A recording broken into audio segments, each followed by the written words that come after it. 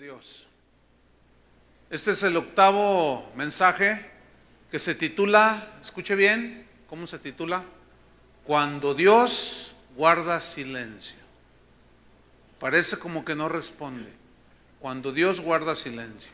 Salmo 22:1 dice, este es un salmo de David.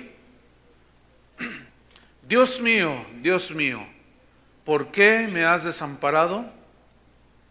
¿Por qué estás tan lejos de mi salvación y de las palabras de mi clamor? Dios mío, clamo de día y no respondes, y de noche y no hay para mí reposo. Pero tú eres santo, tú que habitas entre las alabanzas de Israel. En ti esperaron nuestros padres, esperaron y tú los libraste. Clamaron a ti y fueron librados, confiaron en ti y no fueron avergonzados. Cuando Dios guarda silencio. Nuestro Dios es un Dios santo, bueno, misericordioso. Nuestro Dios es amor, ¿verdad que sí? Él es clemente, paciente, generoso, etcétera, etcétera, etcétera. Son muchos los atributos de Dios. Por eso es Dios. Pero aquí surge una pregunta. ¿Por qué, si Dios es así, en ocasiones guarda silencio ante las situaciones que eventualmente podemos tener? ¿Por qué Dios en ocasiones calla, guarda silencio? Hay por lo menos 5 respuestas que hemos venido aprendiendo que nos pueden ayudar a entender. Número 1, del por qué Dios calla en ocasiones. Número 1, porque Él tiene propósitos y planes perfectos para nosotros. Él conoce todo. Número 2, porque Él está purificando nuestra fe. Es necesario que la purifique para crecer. Número 3, porque Dios está probando nuestro corazón para saber qué hay dentro de él. Número 4, porque Dios está tratando algún defecto en nuestro carácter. ¿Cuántos saben que estamos faltos de muchas cosas? Bien. Número 5, porque nos está disciplinando. Esas son por lo menos 5 respuestas a la pregunta, ¿por qué Dios en ocasiones guarda silencio y no responde a la oración? Viene otra pregunta, ¿pero por qué tiene que ser así? La respuesta es muy simple, por nuestra imperfección. Porque el problema no es Dios, el problema somos nosotros. Entonces, Dios en su soberanía, en sus planes eternos, sus propósitos llenos de sabiduría, en ocasiones guarda silencio ante nuestro clamor, nuestra oración. En medio de la situación difícil clamamos, Dios mío, y Dios guarda silencio. Vamos a ver el ejemplo en tres ejemplos. Vamos a ver el ejemplo del rey David, el ejemplo de Jesucristo y el ejemplo de San Pablo.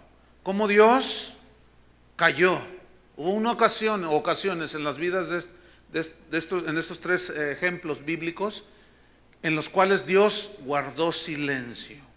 Vamos al Salmo 22, versículo 1. Vamos a ver primero el ejemplo del rey David.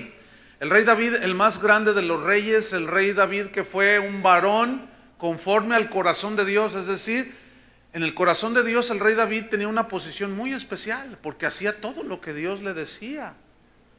Sin embargo, David se enfrentó con una situación en la cual él pensó que Dios lo había abandonado. Pero vamos a estudiar estos versículos. Dice en el versículo 1, Dios mío, ¿por qué me has desamparado? La frase que se repite 2 veces, Dios mío, habla de una relación profunda que David tenía con Dios, con el Padre. Había una dependencia total de Dios de parte del rey David. El rey David nos está dando una lección aquí que nosotros debemos aprender cuando estamos en alguna situación difícil. Él no corrió a preguntarle al compadre. Él no corrió a llorar en los brazos de su mamá. David no corrió a buscar al profeta de Israel. No, él fue con Dios. Su pregunta fue legítima.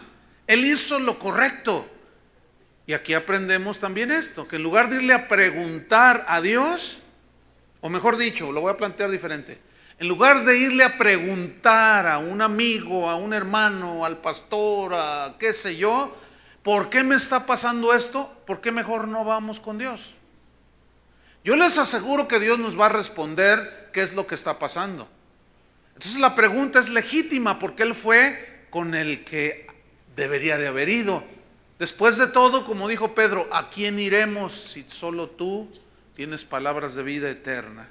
Entonces hay una dependencia de Dios, y a Dios se acoge el rey David. A Dios se acerca y le hace la pregunta en un lamento genuino: ¿por qué me has desamparado?, le pregunta.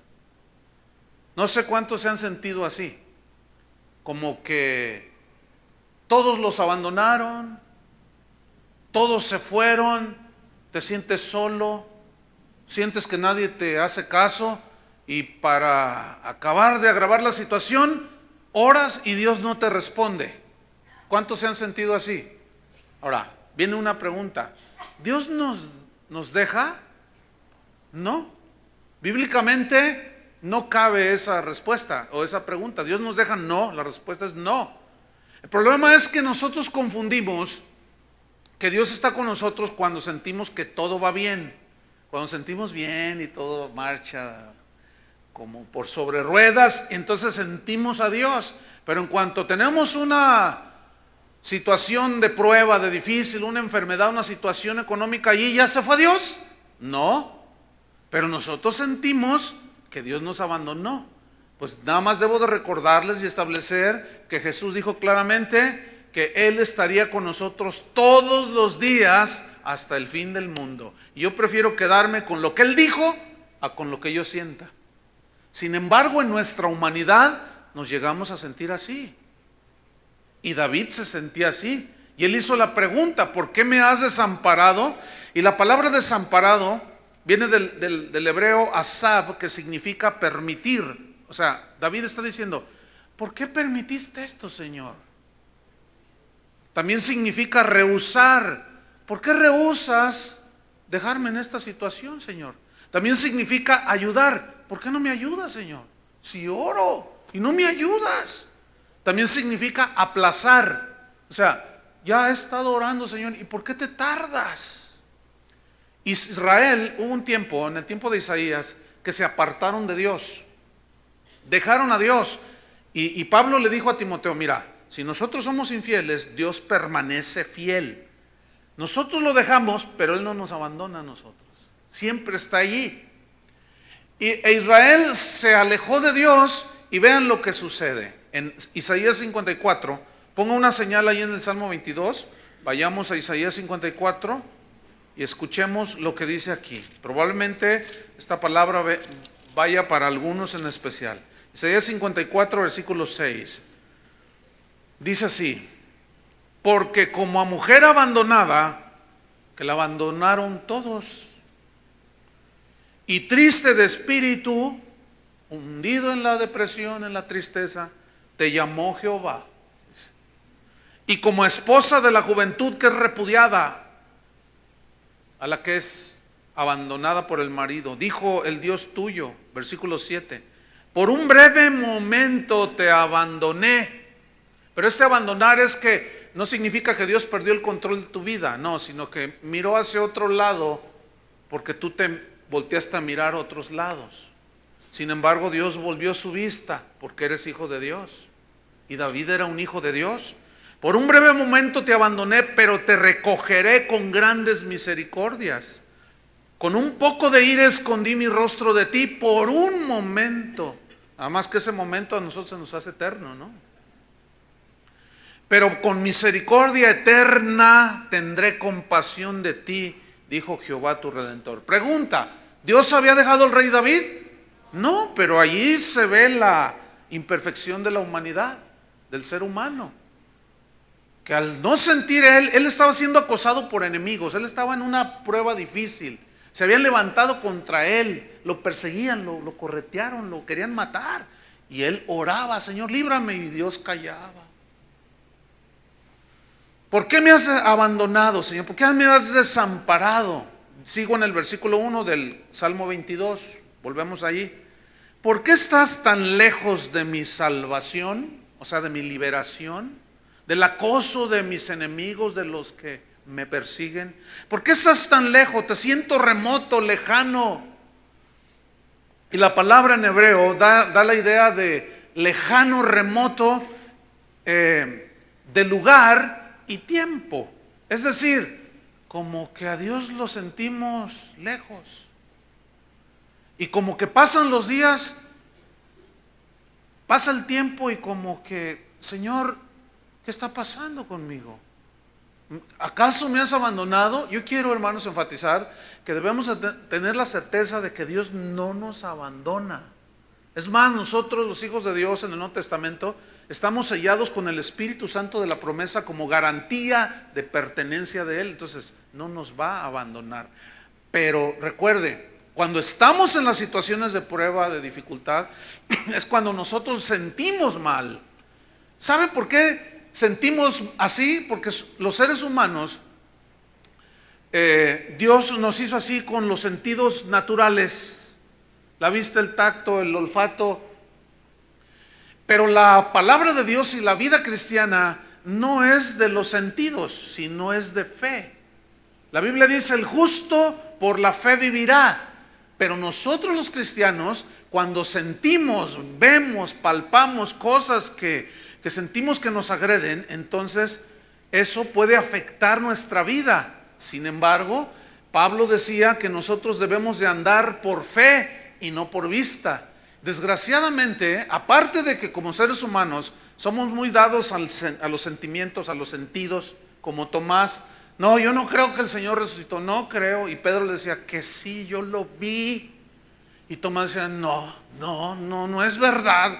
Y llegaba Andrés, sí, Andrés, nosotros lo vimos.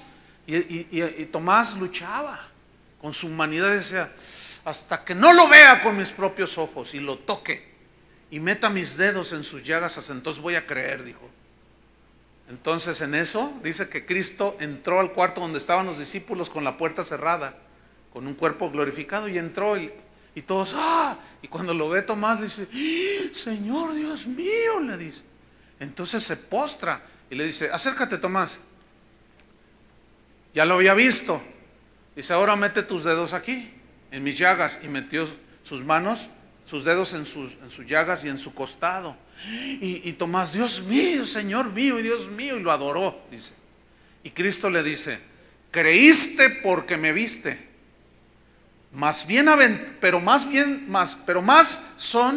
bienaventurados son, los que sin ver creen. Es decir, si usted es de esos de, ay, pues no siento, ay, pues no veo, ay, pues no esto, pues no lo otro, usted está en el nivel de Tomás. Usted es de la secta tomasina, de la secta de los que tienen que sentir para creer, ver y todas esas cosas. Pero hay un nivel mayor al que se refirió Jesús. Más bienaventurados son los que creen sin haber visto. Entonces somos llamados a creer sin haber visto en lo natural. Estamos llamados a creer sin haber tocado en lo natural.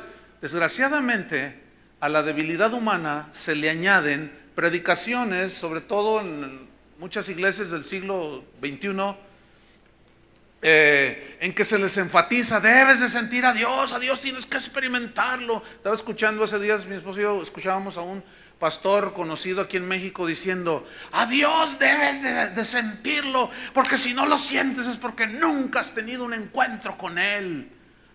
Yo me pregunto, ¿cómo lo sentía Abraham cuando iba a degollar a su hijo, verdad? ¿Cómo sentían Noé cuando estaba construyendo el arca y iban y se burlaban de él? ¿Cómo sentía a Dios? Hermanos, ese tipo de mensajes dañan muchísimo. Nosotros no estamos llamados a sentir, ¿qué sientes? Nada, siento bonito, suelo, tierra bonito. Y otros están allí, ¿verdad? ¿Y usted qué? Te aplastan por todos lados y te aprietan. No, pues nada, tiene un demonio, vayan, sáquense y luego me lo traen. ¿Saben? El cristianismo, ese no es el cristianismo, hermanos. Ese es un cristianismo sensual. La palabra sensual significa de los sentidos. ¿Sí? Eso significa la palabra sensual. Entonces, sensorial de los sentidos. Nosotros no estamos llamados a eso. Y viene a mi mente otra vez el caso de la vida de Abraham, que ya estudiamos. ¿Ustedes creen que él sentía bonito sacrificar a su hijo? No. ¿Ustedes creen que Pablo sentía bonito cuando lo estaban apedreando? Ay, siento la presencia de Dios. ¿Ustedes creen que Moisés sentía bonito cuando estaba ahí en el desierto, desterrado? No sentía bonito. Sin embargo, en Hebreos 11 dice, por la fe Moisés, por la fe Abraham, por la fe Noé, por la fe Isaac, por la fe Sara, por la fe todos los hombres de fe, mas el justo por la fe vivirá. Entonces David en su humanidad está diciendo, ¿por qué estás tan lejos de mi salvación? Sigo en el versículo 1 del Salmo 22, y de las palabras de mi clamor, de mi gemido, ¿por qué te siento tan lejano, Señor? Versículo 2, Dios mío, dice, clamo de día. La frase clamo de día en el hebreo es yomán, que significa clamar diariamente, cada día.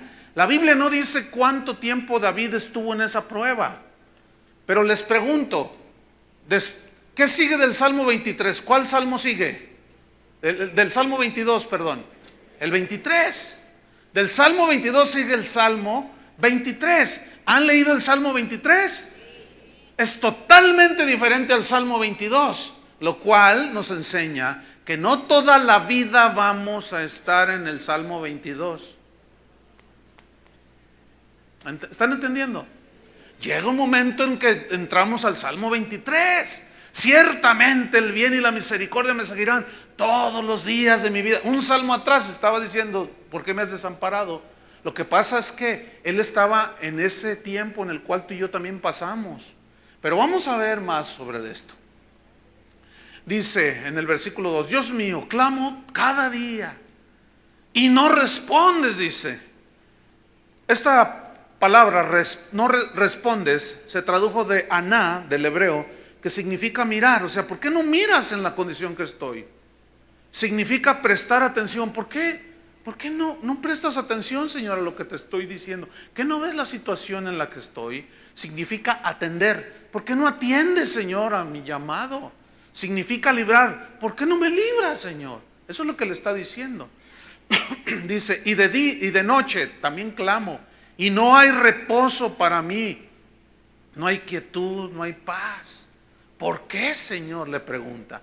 Pero quiero que notes el versículo 3. Es muy importante el versículo 3 del Salmo 22. Dice, pero tú eres santo. Ese pero es muy importante en este salmo. O sea, me siento como que estoy desamparado, como que te has ido, que no me escuchas, que estoy mal, parece que no me atiendes, pero tú eres santo. Tú que habitas entre las alabanzas de Israel. Y comienza una alabanza en David. Todos los hombres en la Biblia que conocían a Dios se distinguían por ser adoradores. ¿Qué hizo Abraham cuando antes de recibir la promesa de su hijo se fortalecía en fe dando gloria a Dios? ¿Qué hizo Pablo y Silas cuando estaban en la cárcel después de haber sido azotados? Cantaban himnos a Dios. ¿Qué hizo Josafat ante el enemigo? Se puso a alabar a Dios. Es decir, que los hombres en la Biblia y las mujeres en la Biblia conocían la soberanía de Dios. Sufrían y hablaban con él y decían, ¿por qué, Señor? Pero Dios siempre los consolaba, Dios siempre les respondía por qué. Y en ese estaba David, entre ellos estaba David. Pero tú eres santo, Señor, tú que habitas en medio de las alabanzas de tu pueblo. O sea, significa, tú pones tu trono en medio de las alabanzas, es que te alabo, Señor. Ahora fíjate el versículo 4. Él comienza a recordar cosas de cómo sus antepasados habían vivido. Fíjate el versículo 4. En ti esperaron nuestros padres. ¿Qué se refiere a nuestros padres aquí? Abraham, Isaac, Jacob, todos sus antepasados, Moisés, los grandes hombres de Dios.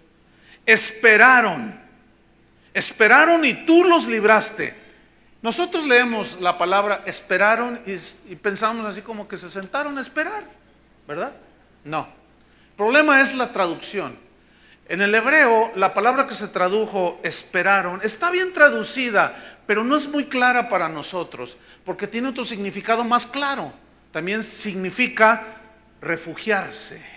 Y ahí como que tiene más sentido, ¿no? O sea, ¿Qué hizo Abraham cuando Dios lo probó? Se refugió en Dios. ¿Qué hizo Moisés cuando fue probado y lanzado fuera de Egipto y se fue al desierto? Se refugió en Dios. ¿Qué hicieron los grandes hombres, las grandes mujeres de Dios? Se refugiaron en Dios. Eso significa aquí esperaron, se refugiaron. Y da la idea de cuando viene como un huracán, que tú vas allí, estás en Cancún y de repente llega un huracán de nivel 5, de los más peligrosos y poderosos.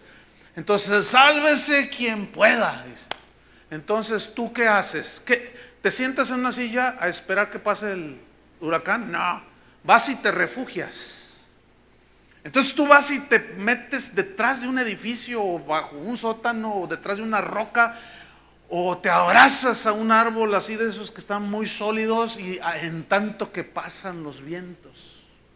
Eso significa refugiarse, ¿sí? Clamaron a ti, dice el versículo 5, y fueron librados. Confiaron en ti y no fueron avergonzados. Lo que está diciendo David es: mi refugio eres tú, porque hay otros salmos donde dice: tú eres mi pronto auxilio, tú eres mi roca. Una vez nadando, bueno, andábamos con unos amigos, unos pastores, fuimos a pescar aquí a las playas de Manzanillo. Entonces cuando nos metimos, cuando vamos nadando hacia lo profundo para luego estar ahí buceando, a mí me arrastró una corriente. Entonces cuando yo, era imperceptible la corriente, pero cuando ya me di cuenta ya me llevaba lejos. Entonces yo empecé a nadar y las fuerzas me empezaron a faltar. Yo dije: Señor, ¿a poco ya me llegó la hora? Tan joven que estoy. Entonces yo nadaba y las fuerzas se me empezaron a acabar. Y en eso me gritaban: no hagas esfuerzo, déjate llevar por la corriente. Y luego más allá se aplaca. Y yo los alcanzaba que me decían, ¿no? Pues me dejé un poco hacia la corriente y de pronto, cuando ya tenía, hasta estaba temblando de la falta de fuerzas, de pronto en mis pies tocan algo. Entonces pues yo llevaba un visor y todo, y lo bajo y veo y está una punta de una roca. No, pues ahí me paré.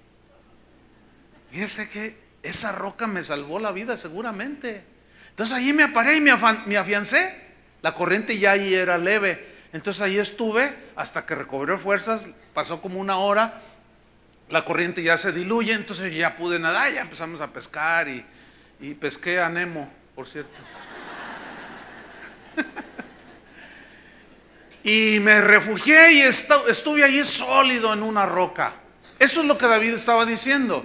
Él empieza a recordar entonces: ¿por qué me has desamparado? Pero no se me olvida lo que hiciste con Moisés. Pero no se me olvida lo que hiciste con Abraham. Pero no se me olvida, en ti se refugiaron. Pues yo me refugio en ti, Señor, también. Eso es lo que está diciendo él. Fíjate el versículo número 6. Él sigue lamentando su condición: mas yo soy gusano y no hombre. Estaba deprimido, oprobio de hombres y despreciado del pueblo. Todos los que me ven me escarnecen, estiran la boca, menean la cabeza diciendo: se encomendó a Jehová, líbrele él, sálvele, puesto que en él se complacía. Vamos hasta el versículo 14. Bueno, en los versículos que sigue dice, en el 12: me han rodeado muchos toros, fuertes toros de Basán me han cercado. Abrieron sobre mí su boca y como león rapaz y rugiente. He sido derramado como aguas y todos mis huesos se descoyuntaron. Mi corazón fue como cera derritiéndose en medio de mis entrañas. Como un tiesto se secó mi vigor y mi lengua se pegó a mi paladar, y me has puesto en el polvo de la muerte. Algunos han estado en una ocasión en peligro de muerte, a punto de la muerte. Yo 3 veces, fíjese. Y posiblemente, sin contar la de cuando les mencioné hace un rato, que me arrastró una corriente, posiblemente ya serían 4, porque era peligro de muerte, se me terminaron las fuerzas. Pero así, bien, peligro de muerte. Pues así se sentía David, fíjate. Sigo leyendo en el versículo 16: porque perros me han rodeado. Yo me imagino ahí se refiere a gente mala que lo perseguía y les llama perros. Me han cercado cuadrilla de malignos, horadaron mis manos y mis pies. Contar puedo todos mis huesos, entre tanto ellos me miran y me observan. Repartieron entre sí mis vestidos y sobre mi ropa echaron suertes. Mas tú, Jehová, no te alejes. Fortaleza mía, apresúrate a socorrerme. Libra de la espada mi alma, del poder del perro mi vida. Sálvame de la boca del león y líbrame de los cuernos de los búfalos. Y luego otra vez vuelve a entrar en la alabanza. Fíjate el 22. Anunciaré tu nombre a mis hermanos. En medio de la congregación te alabaré. Es decir, David ya está diciendo, yo voy a ir a la casa de Dios. Estoy ahorita en y siento como que Dios me abandonó, pero voy a ir a la casa de Dios. Versículo 23. Los que teméis a Jehová, alabadle. Glorificad descendencia toda de Jacob, y temedle vosotros descendencia toda de Israel. Escuchen el 24. Porque no menospreció ni abominó la aflicción del afligido. O sea, Dios, el hecho de que Él en ocasiones calle no significa que no está al tanto de la situación. Ni de Él escondió su rostro, sino que cuando clamó a Él le oyó. De ti será mi alabanza en la gran congregación. Mis votos pagaré delante de los que te temen. Qué tremendos fueron los sufrimientos de David. Pero ¿saben una cosa? Aquí es donde se ve la grandeza de la sabiduría de Dios, la profundidad de su sabiduría. Porque resulta que David estaba diciendo estas palabras que hoy leemos como el Salmo 22, y ese salmo se considera uno de los salmos proféticos, así les llaman, salmos proféticos mesiánicos. Es decir, es un salmo que profetizaba el futuro sufrimiento del Mesías. Y eso lo vemos cumplido en Mateo 27. Vayan abriendo Mateo 27. Quiero que leamos unos textos ahí. Pero déjeme decirle algo. Fíjese la sabiduría de Dios. David, por un lado, pasando esa situación, y el Espíritu Santo dando esas palabras que iban a quedar plasmadas para la posteridad, para que usted y yo las leyéramos y nos consolaran las Escrituras, de cómo Dios, fíjese bien, tratando con su siervo David, pero profetizando los posteriores sufrimientos de Cristo el Mesías. Vamos a Mateo 27, versículo 35. Mateo 27, 35. Aquí está en la crucifixión de Cristo. Cuando lo hubieron crucificado, repartieron entre sí sus vestidos, echando suertes, para que se cumpliese lo dicho por el profeta. ¿Cuál profeta? ¿Cuál? ¿Quién? ¿Cómo que Isaías? David. Les estoy explicando que es un salmo profético que hablaba del futuro. Ok, lo voy a repetir otra vez. Del futuro sufrimiento de Cristo que se cumplió en Mateo 27. Entonces, ¿a qué profeta se refiere para que se cumpliese? A David. David, ¿verdad? Fíjese lo que dice: partieron entre sí mis vestidos y sobre mi ropa echaron suertes. Salmo 22, 18. Versículo 36. Y sentados le guardaban allí. O sea, lo estaban custodiando. 37. Y pusieron sobre su cabeza su causa escrita: este es Jesús, el Rey de los judíos. Entonces crucificaron con él a dos ladrones, uno a la derecha y otro a la izquierda. Y los que pasaban le injuriaban meneando la cabeza. Salmo 22, 7. ¿Lo está captando así? Ok. Versículo 40. Y diciendo: tú que derribas el templo y en 3 días lo reedificas, sálvate a ti mismo si eres hijo de Dios y desciende de la cruz. De esta manera también los principales sacerdotes, encarneciéndole con los escribas y los fariseos y los ancianos, decían: ¿a otro salvó? A sí mismo no se puede salvar. Si es el Rey de Israel, descienda ahora de la cruz y creeremos en él. 43. Confió en Dios, líbrele ahora si le quiere, porque así ha dicho: soy hijo de Dios. Salmo 22, 8. Lo mismo le injuriaban también los ladrones que estaban crucificados con él, aunque Juan dice que uno de ellos al final se convirtió, se arrepintió. Versículo 45. Desde la hora sexta hubo tinieblas sobre toda la tierra hasta la hora novena, 3 horas de oscuridad. ¿Por qué se oscureció el mundo? ¿Por qué entró en unas tinieblas tan densas el mundo en ese momento cuando Cristo Jesús estaba clavado en la cruz? 3 horas de oscuridad. 46.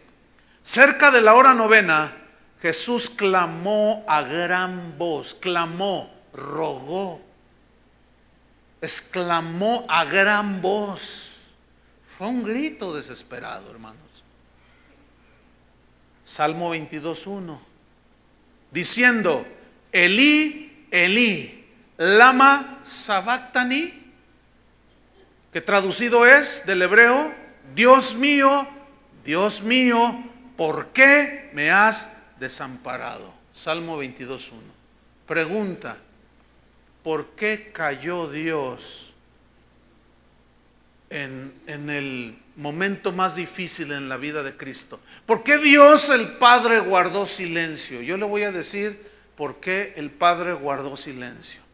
Porque en ese momento de la crucifixión y a punto de la muerte, Cristo, que no conoció pecado, por nosotros se hizo pecado. En ese momento cargó el pecado de todos nosotros. Y como Dios no tiene comunión con el pecado, voltea el rostro. Es como contigo y conmigo, como hijos de Dios. Cuando pecamos, Él voltea su rostro, pero no nos abandona. Voltea su rostro. ¿Por qué? Porque Él es tan santo. Escúchenme bien. Por eso David decía: tú eres santo. Él es tan santo que puedes mirar hacia otro lado, pero Él tiene control de lo que está pasando en tu vida. No está lejano a la situación. Entonces, ¿qué hizo el Padre? Volteó el rostro por un momento de su Hijo. Escúchame bien. Si el Padre hubiera atendido al clamor de su Hijo, tú y yo no estuviéramos aquí ni fuéramos salvos. Por eso el Padre en ocasiones guarda silencio, como en la vida de David, como en la vida de Jesús. ¿Y por qué guarda silencio en nuestras vidas en ocasiones? Porque Él tiene propósitos que tú y yo no logramos entender. Por eso a veces clamamos y le oramos y le decimos: Señor, ¿por qué no me contestas? Y Dios guarda silencio. ¿Cuántos le dan gracias a Dios que el Padre no es como nosotros, sentimentaloides? Que decimos: ay, yo voy a trabajar y voy para darle de todo a mis hijos, para que no sufran lo que yo sufrí. Es que tú eres muy bueno, ¿verdad? Y a lo mejor sí les das todo lo que tú te costó toda la vida lograr para que tus hijos no sufran, pero resulta que van a tener las suyas, sus situaciones que los van a hacer sufrir. Y por más bueno que seas, papá, tus hijos, nuestros hijos van a tener que pasar de las suyas, así como tú y yo hemos pasado de las nuestras. Pero como somos tan sensitivos, nos dejamos llevar por los sentimientos. A veces los disciplinamos: no le voy a dar domingo porque se portó así, y disciplinas a tu hijo. Y luego está ahí mirando por la ventana con sus ojos todos llorosos, todo empañado el vidrio. Está ahí, que los niños llevan su paletota. Y la mamá: mi domingo, mamá. No, dices, ya está el niño. Ya ni llora, nomás está. Y luego tú, como eres muy tierno y eres compasivo, dices: está bien, hijo, ándele pues, tenga. Y ya, echaste a perder la disciplina. Fíjate que Dios no es así. Mira, llórale todo lo que quieras. Si Él te está disciplinando, mira, empaña todo el vidrio si quieres. Haz un pancho grandote, haz un berrinche. Nunca lo vas a mover por los sentimientos a Dios. Dale gracias. Por eso dice la Biblia que nosotros debemos de ser como nuestro Padre. Ahora, ¿Dios es amor? Sí. Y precisamente ese tipo de cosas son extensiones de su amor, que no logramos comprender porque o nos enseñaron mal o no queremos aprender bien las cosas. Entonces, yo le doy gracias a Dios de que el padre no se dejó llevar por los sentimientos de ver sufrir a su hijo. Ahora, la mente humana baja a este nivel, pero qué padre si ve que su hijo está sufriendo, ¿a poco no le ayuda? Sí, nada más que lo estás viendo desde tu perspectiva humana. Cuando tú alcanzas a elevar tu mente y tus pensamientos a los pensamientos de Dios, escúchame bien, Dios en la cruz estaba pensando en ti.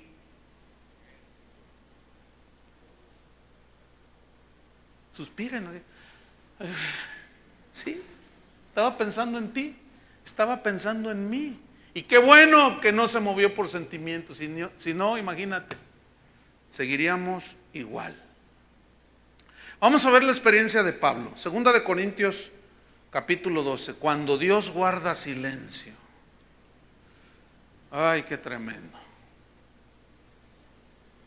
A veces la respuesta de Dios tarda, como el hijo de la promesa de Abraham, Isaac, tardó entre 20 y 25 años.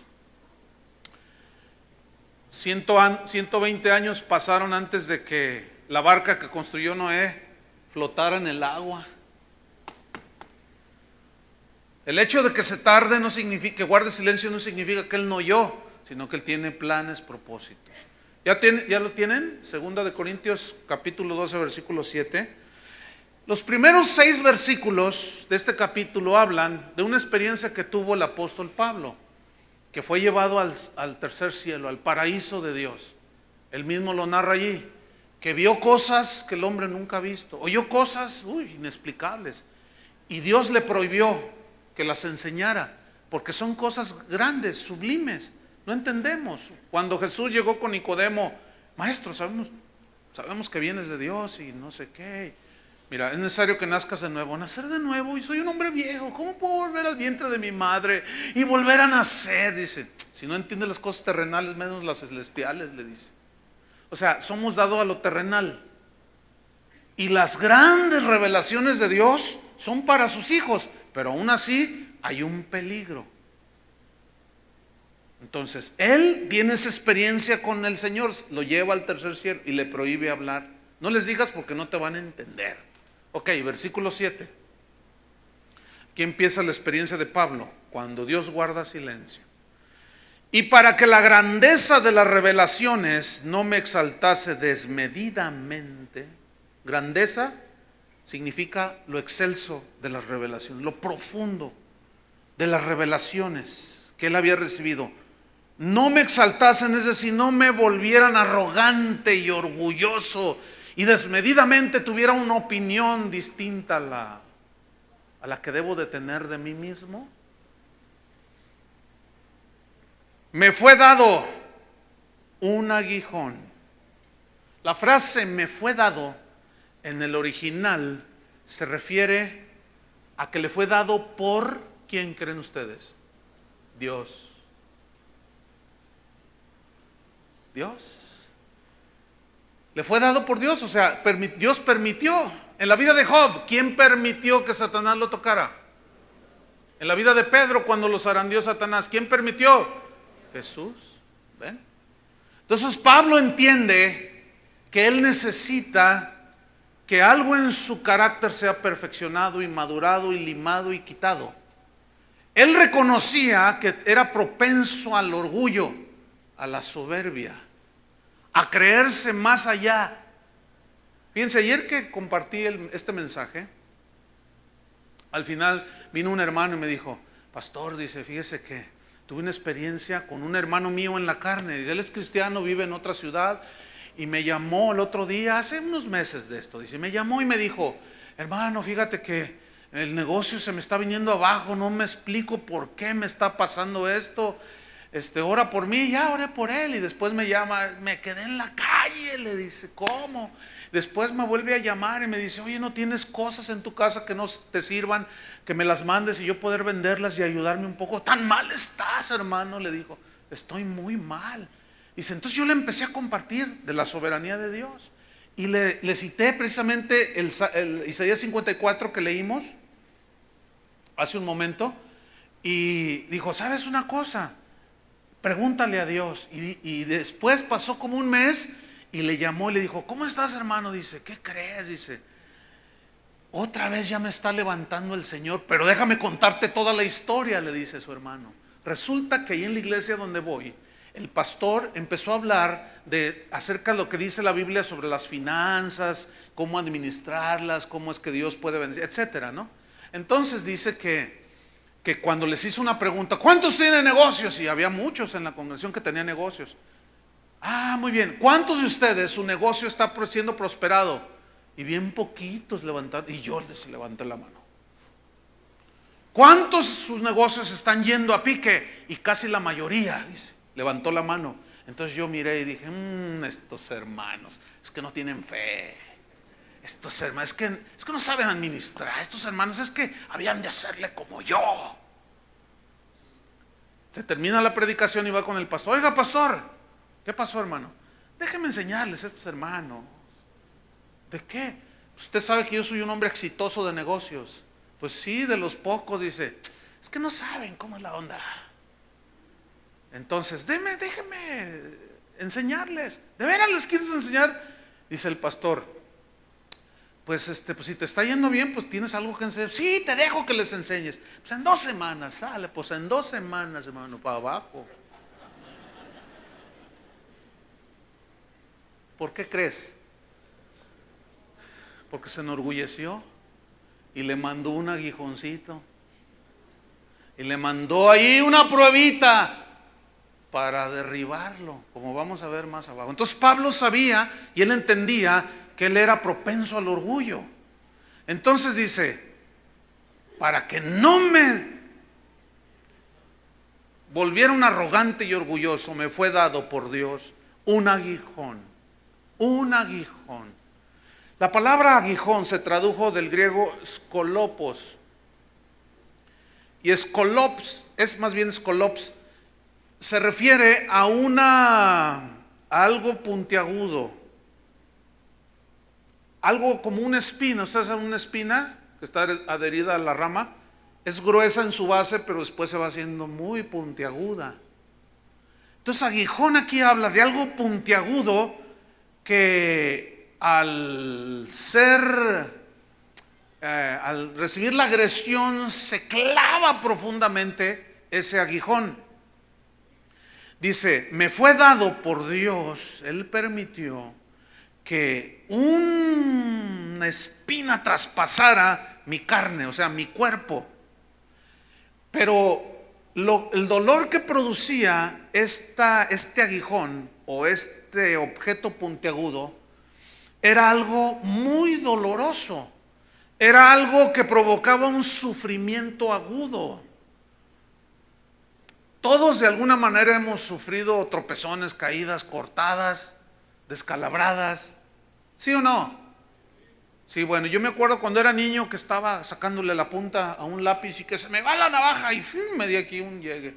Pero yo sentí que se me salía el corazón, sentí que se me salía el hígado es un dolor, aunque no era grave, pero duele muy feo.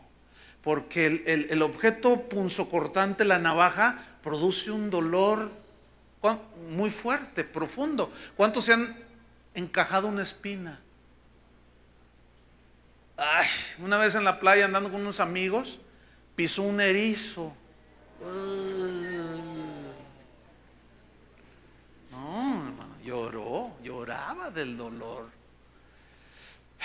Un aguijón que le provocó mucho dolor. Ahora, cuando tú tienes un dolor, lo primero que haces, mira, cuando a alguien lo pican con un cuchillo, con un picayelo, en cualquier parte del cuerpo, en cualquier parte, siempre es ¡ay! Y siempre se cae la persona.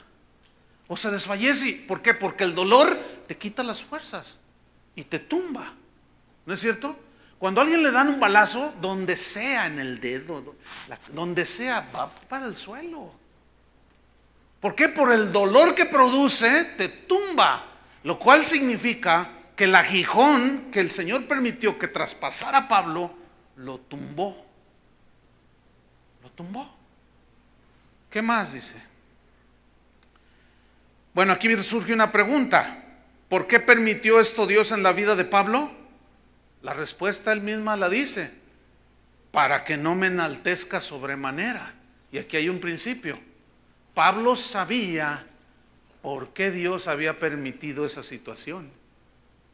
El problema con los cristianos de hoy es que no le preguntamos, no vamos con Dios como fue David, no clamamos a Dios como clamó Jesús, no confiamos en Dios como confió Pablo y hacemos otras cosas.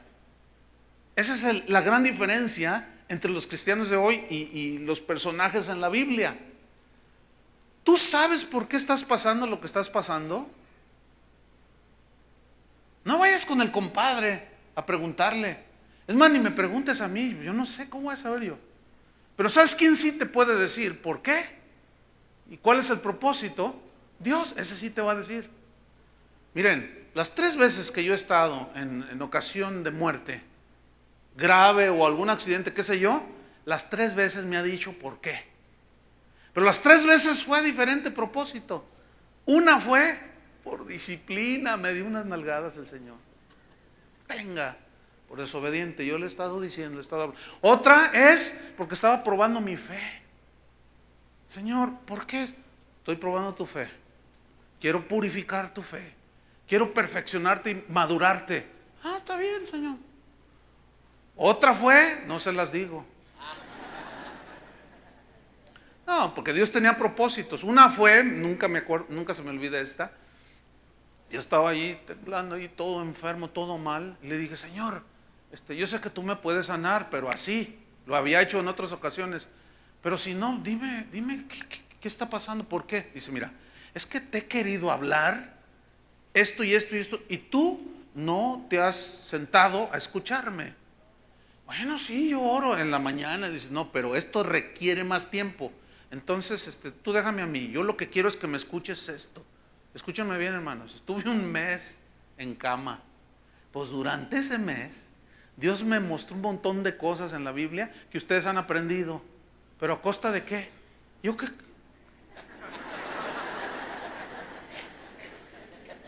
Fíjense lo que decía Pablo. Cuando lo perseguían y sufría, decía, por amor a los escogidos, yo estoy dispuesto a soportar cualquier cosa. Entonces, cuando Dios me está mostrando eso, mira, es que yo te he querido enseñar y tú no te has sentado, entonces tengo que, órale, un aguijoncito, y el dolor y suelo. Y entonces ahí ya no hacía nada, no podía ni regar el jardín. Y Dios me empezó a hablar, mira, esto, escribir si podía. Y empecé, hombre, olvídate, y estando allí en el medio del dolor, hermano. Es más, hubo un momento en que estaba yo temblando así, sin control, y llegó una de mis hijas, y ella, nomás tengo una. Y ella, cuando tiene frío, sabe castañar los dientes. ¿Quién sabe cómo le dice? Yo no puedo. Pero ahí, en ese momento, yo estaba castañando los dientes. Me dice, ¿qué tienes, papi? Le digo, pues aquí me estoy gozando. Le digo, es que tengo frío. Le digo, a ver. Y empecé a bromear con ella. A ver, castaña tus dientes. Y ahí está. Ya estamos los dos. Yo estaba grave, hermano. Pero algo estaba pasando ahí. Después vino todo aquello que Dios me mostró y me dijo por qué. Déjame hacerte un reto. Pregúntale a Dios por qué. Y te va a decir por qué. Nada más que tienes que estar dispuesto a aceptar la voluntad de Dios como la aceptó David, como la aceptó Jesús y como la aceptó Pablo. Esa era la gran diferencia. Así tú acepta la voluntad de Dios.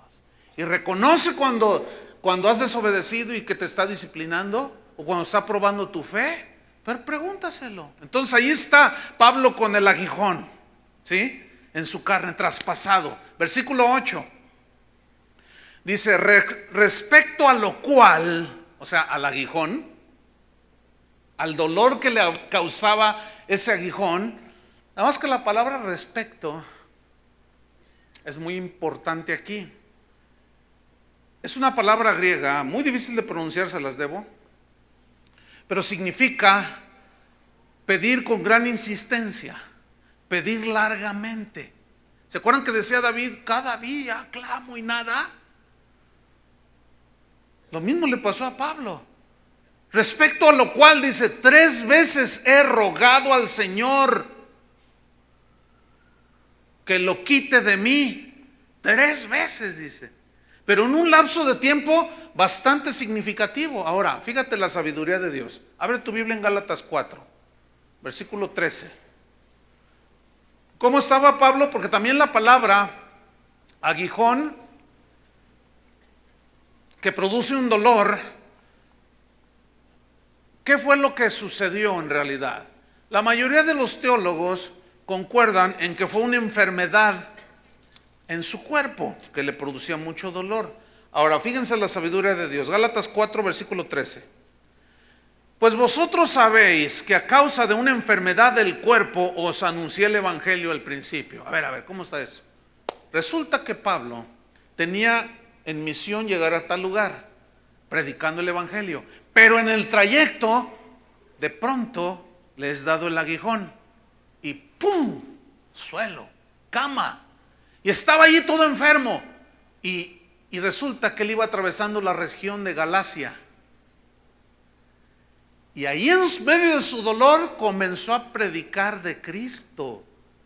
Él no lo sabía, pero Dios sí.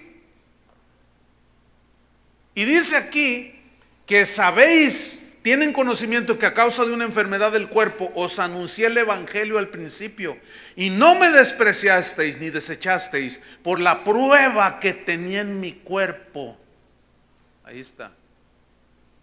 Antes bien me recibisteis como a un ángel de Dios, como a Cristo Jesús. Wow.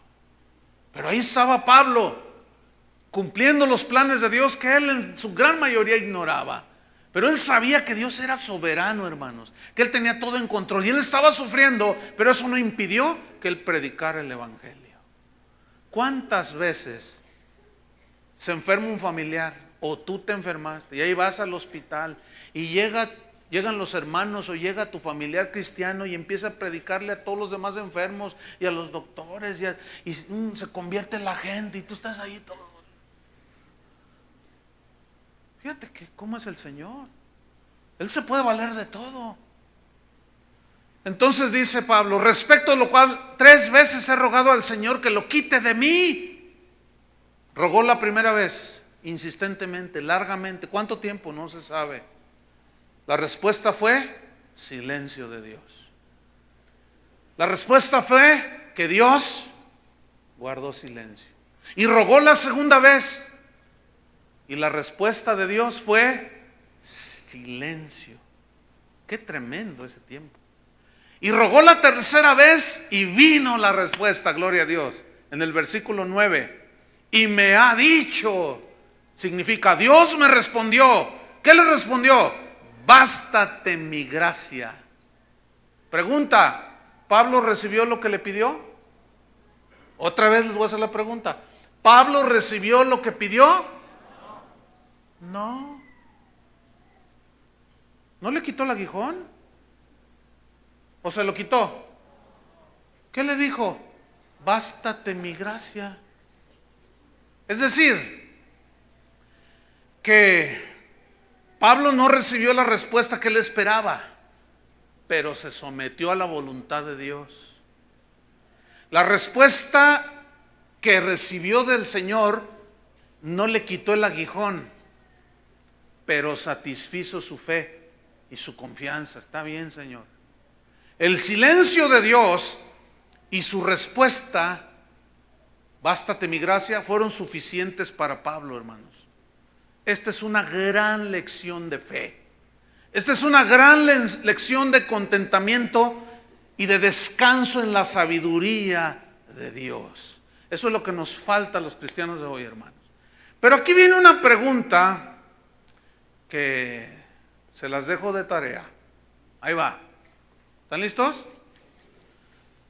Pablo sabía que un mensajero de Satanás lo había aguijoneado. ¿Sí? La pregunta es, ¿por qué Pablo no ató a Satanás?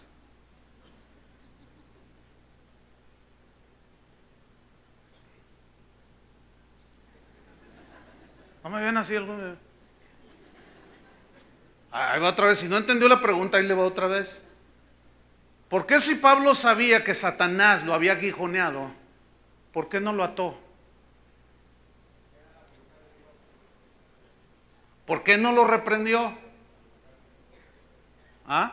¿Por qué no dio 10 vueltas al periférico ungiendo con aceite?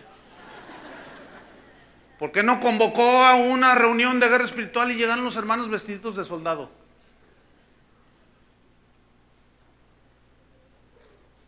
¿Por qué si Job sabía que Satanás se lo había surtido, por qué no lo reprendió? ¿Por qué no lo ató? ¿Por qué si Pedro sabía de boca de Jesús, Satanás me ha pedido para zarandearte como a trigo?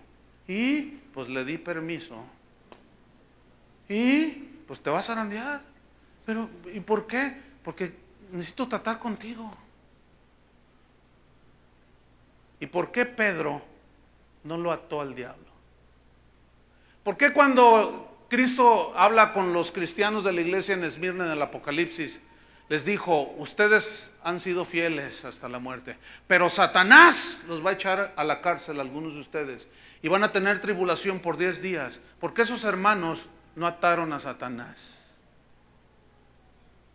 La respuesta, búsquela en la Biblia. Bueno, se la voy a decir pues, porque no es una doctrina bíblica. Por eso. El que me enseñe un versículo donde los apóstoles o cualquier discípulos ataron al diablo, entonces me cayó la boca.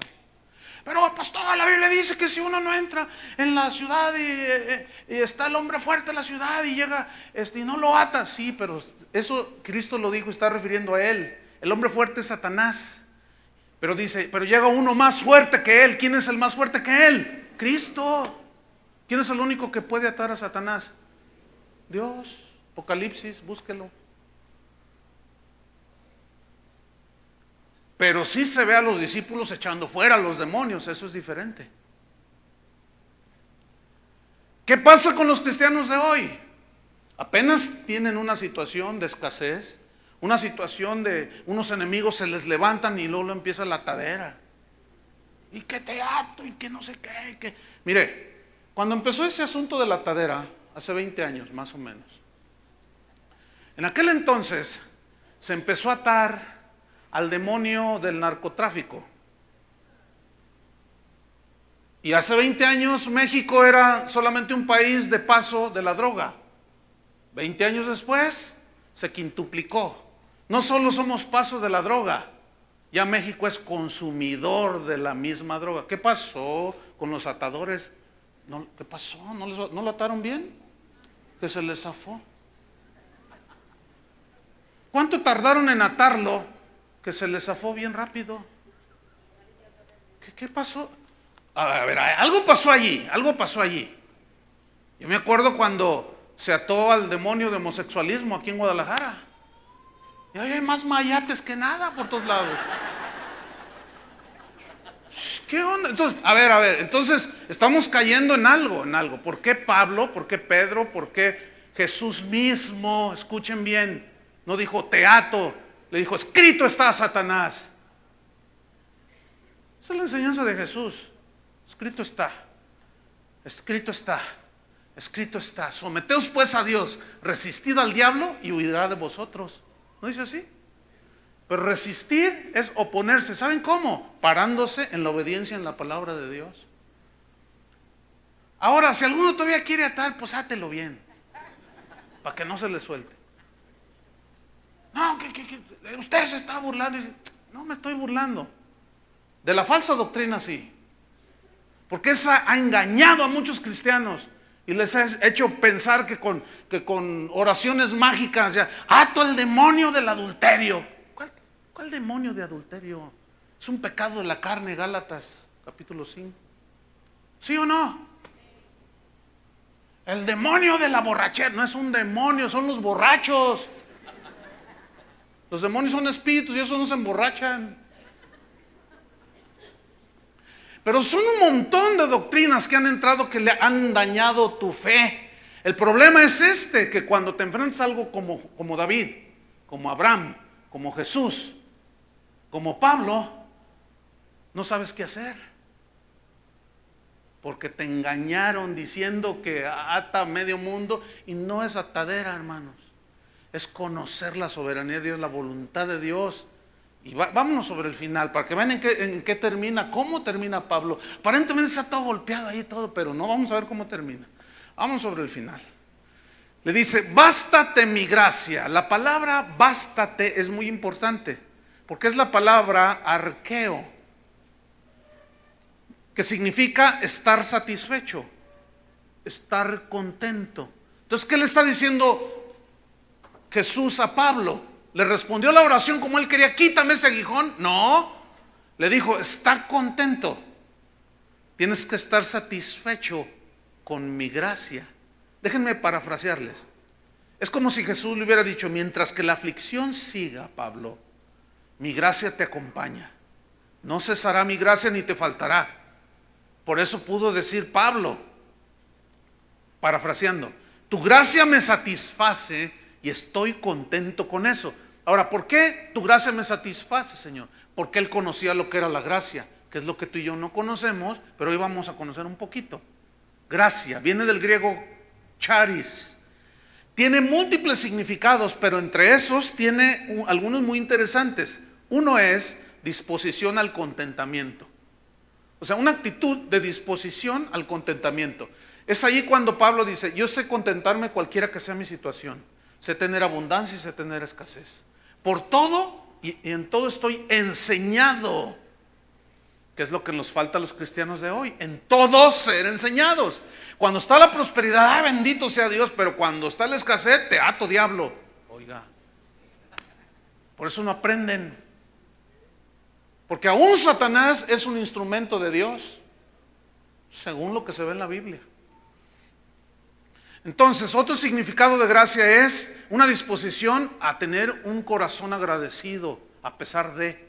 Con razón Pablo fue el que escribió, den gracias en todo, porque esta es la voluntad de Dios para con vosotros, en Cristo Jesús. Den gracias por todo, les dijo a los efesios y a los tesalonicenses, por todo y en todo. Bástate mi gracia. En Santiago 4:6, no lo busquen, dice, pero Él da mayor gracia. Por esto dice, Dios resiste a los soberbios y le da gracia a los humildes. Otro significado de gracia es favor, el favor de Dios, que significa aquí resistencia para soportar las pruebas. Es la fuerza que Dios da en el momento que lo requieres y que te capacita para soportar la prueba, la escasez, la aflicción, la afrenta, lo que sea. Esa es la gracia de Dios en tu vida. ¿Ves? Esa es la gran diferencia.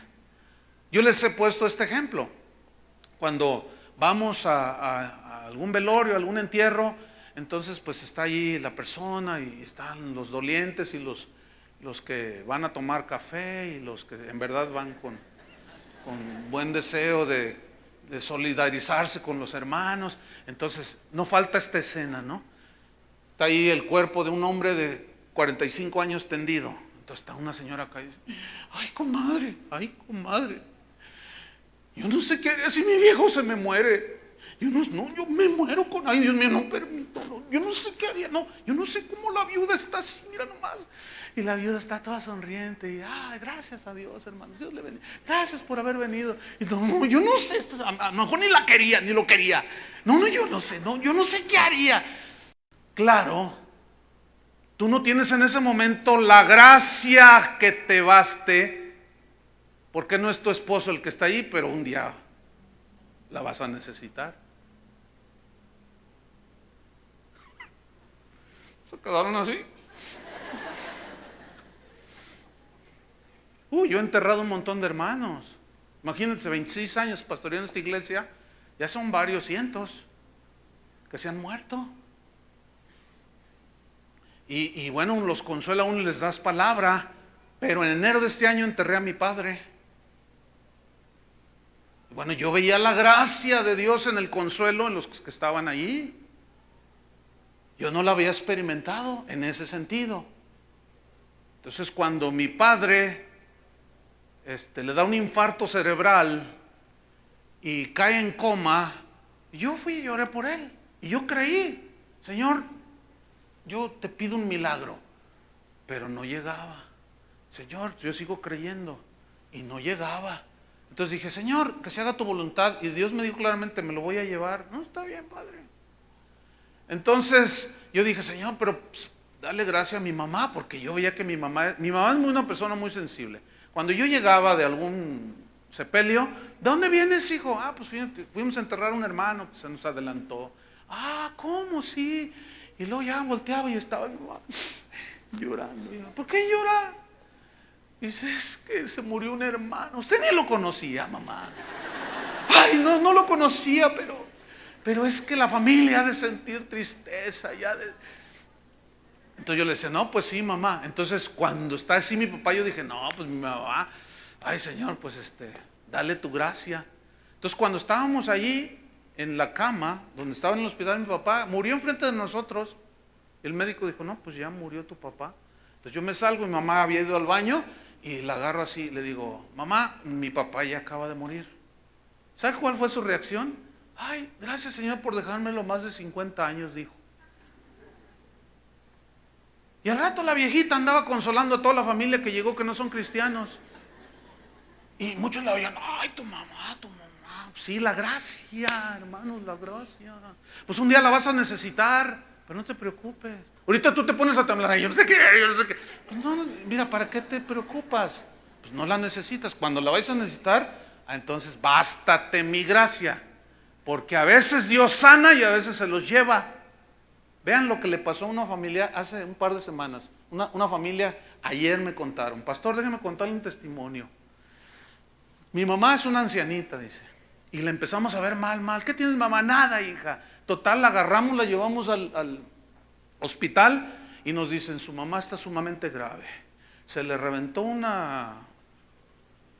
algo adentro y está sangrando y está muy grave. Tenemos que operarla, pero ya está muy anciana y pues no le aseguramos nada.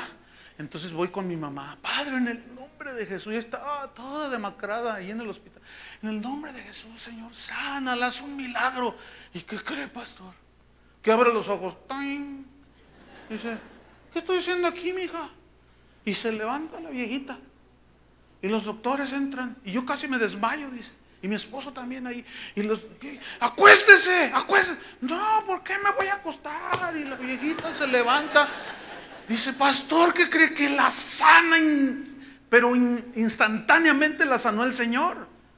Y los médicos, uno de ellos me dice, oiga, usted tiene palancas con el de arriba, ¿verdad? Dice, sí, yo tengo palancas con el de arriba. No, oiga, pastor, dice, qué testimonio. Miren, mis familiares, ninguno es cristiano.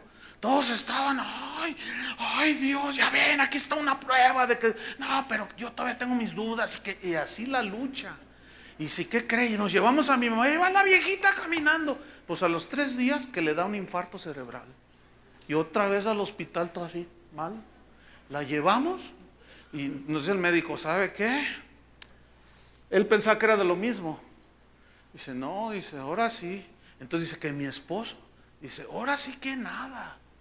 Y que va y la abraza a la viejita, dice, a mi mamá la abrazó, la puso en el pecho y empezó a orar por ella. Y yo, en el nombre de Jesús. Y que abre los ojos la viejita, ¡toing! ¿Qué estoy haciendo aquí? Pues allá anda la viejita para todos lados. Fíjate nomás. Entonces la señora me dice, pastor, ¿por qué 2 veces la libró de la muerte? Porque Dios quiso. Para testimonio de todos los familiares esos de los doctores, todos los que están alrededor, que no quieren creer, porque eso va a ser testimonio en aquel día del juicio, para bien o para mal. Pero a otros se los lleva. A mi papá se lo llevó. ¿Por qué? Porque Él quiso, hermanos. Y cuando estamos en una situación así, es cuando su gracia nos basta. Pero no te imaginas lo que creces, que fue lo que hizo Pablo y terminamos. Bástate mi gracia. Versículo 9, sigo allí. Porque mi poder, digan todos poder. Esto viene del griego dunamis, que significa poder milagroso. Es el poder que te fortalece milagrosamente. Es un poder también para hacer milagros, pero también significa que es un poder que te fortalece milagrosamente, ¿sí? Es cuando el Señor te da el dunamis, que es un valor sobrenatural para enfrentarte a la situación, como lo hizo Jesús, como lo hizo David. En Hebreos 13:34, no lo vean, no lo busquen, 11:34, dice de los héroes de la fe: sacaron fuerzas de la debilidad. Así dice. ¿Qué significa debilidad? Fíjense, dice la escritura, hablando Pablo: porque mi poder, ¿qué hace? Dios le está diciendo: bástate mi gracia, porque mi poder se perfecciona. Y esta palabra tiene varios significados, entre otros es cumplirse. ¿Qué se cumple? Los propósitos de Dios. Y en medio de que cuando se están cumpliendo esos propósitos de Dios y estamos pasando una situación difícil, Él nos ayuda a andar en su voluntad, fortaleciéndonos de una manera sobrenatural. ¿Me estoy explicando? Por eso Pablo dijo: por lo tanto, dice, mi poder se perfecciona en la debilidad. Déjeme decirle algo de la debilidad. Aquí debilidad viene del griego astheneia, que significa sin fuerzas físicas, pero también significa enfermedad del cuerpo, que era lo que tenía Pablo, una enfermedad del cuerpo y no tenía fuerzas físicas. Entonces, mi poder se perfecciona cuando tú no tienes fuerzas, cuando tú no tienes ningún recurso en el que apoyarte. Mi poder se perfecciona cuando tú estás así, dice. Por lo tanto, dijo Pablo, de buena gana me gloriaré. De buena gana me gloriaré, porque él lo estaba entendiendo. Más bien me gloriaré en mis debilidades. O sea, cuando no tengo fuerzas, cuando no tengo recursos, cuando estoy enfermo, cuando no tengo nada en que agarrarme, cuando no confío en mí mismo, para que repose sobre mí el poder de Cristo. Porque él sabía que los recursos de él son mejores, que sus planes son mejores y sus propósitos son mejores. Versículo 10, por lo cual, o sea, por esa es la razón, por amor a Cristo me gozo en las debilidades. Es decir, en medio de mi desamparo, de mi soledad, de mi enfermedad, de que nadie me visitó, de que me siento ahí, cuando nadie, me agarro de él. Entonces es cuando yo me hago fuerte. Entonces, por amor de Cristo me gozo en las debilidades, en afrentas, dice en el versículo 10, en necesidades, en persecuciones y en angustias. Porque cuando soy débil, o sea, cuando estoy sin fuerzas humanas, sin recursos, enfermo, entonces soy fuerte. Y aquí fuerte significa ser capaz, tener poder para resistir y estar sólido en medio de las adversidades. Por eso Pablo decía: porque ya no soy yo quien vive, sino Cristo en mí. Fíjense qué enseñanza tan más profunda, que nos da solidez en nuestra vida cristiana. ¿La captaron así? Concluyo. ¿Por qué Dios a veces nos lleva hasta tocar piso, fondo, como dicen? ¿Sabes por qué?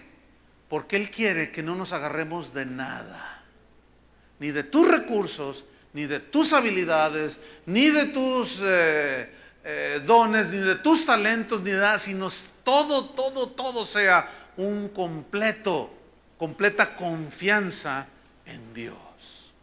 Por eso a veces Dios guarda silencio, pero es por nuestro bien. ¿Lo alcanzan a ver? ¿Cuántos le dan gracias a Dios? Pónganse de pie. Pónganse de pie y cierra tus ojos un momentito. Aleluya. Estírense así con libertad.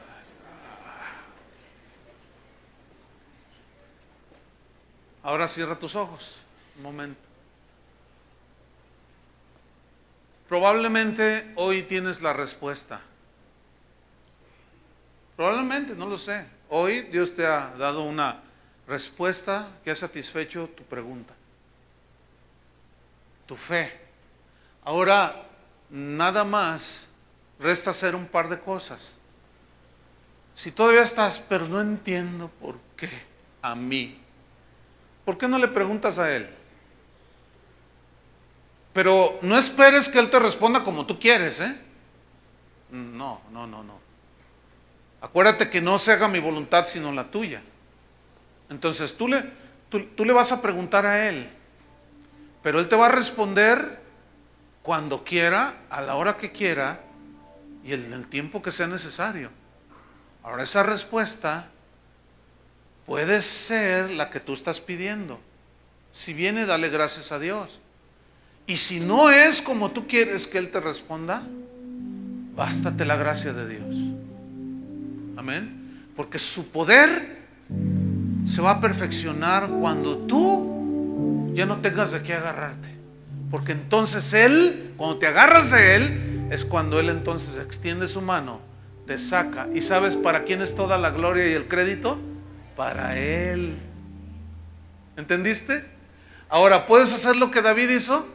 Levantar sus manos y alabar a Dios. Levantar sus manos y darle gracias a Dios. Pues hazlo. Y dile: Señor, me basta tu gracia. Me basta tu gracia. Señor, estoy en esta situación difícil, pero Padre, dame tu gracia para tener esa fuerza sobrenatural para enfrentar esta prueba, Señor. Porque aunque yo sienta que me has desamparado y te has ido y no me escuchas, no es verdad, no es verdad. Ahí estás tú, Señor. Pero no quiero andar por sentimientos, sino por fe, por obediencia a tu palabra. Señor, gracias porque tú fortaleces nuestra fe, alimentas nuestro espíritu. Y esta enseñanza, hermano, no es para enfatizar el sufrimiento, no, sino que para cuando vengan situaciones que nos afligen, sepamos qué es lo que está sucediendo y cómo enfrentar las aflicciones de la vida a las cuales Cristo se refirió. Padre, nos basta tu gracia, Señor.